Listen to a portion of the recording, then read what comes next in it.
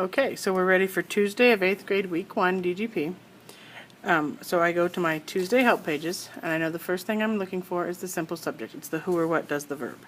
Okay, so this is why I like to do it in the composition book where it's all together, because my verb, I already labeled it yesterday, and it's was.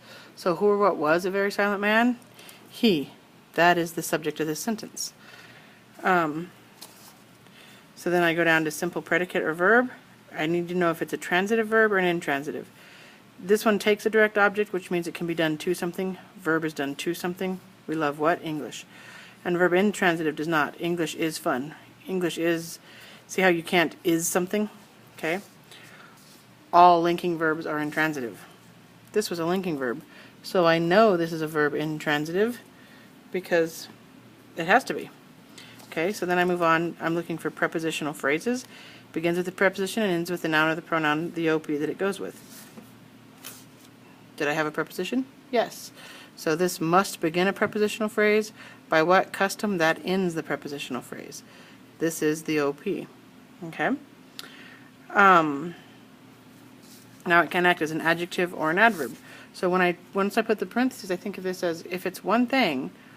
What does it describe? He was a very silent man by custom. Doesn't this describe how he was? Nor ordinarily, right? So this is an adverb prep phrase because how is an adverb question from Monday. Okay, so we label that adverb prep phrase. I'm sorry, I got it. We already did object of the prep. That's ness. Okay, now we have complements. Words that complete the meaning of the subject and the verb. You could have a direct object. It's never in a prepositional phrase. It follows an action verb. We didn't have one, so we don't have one.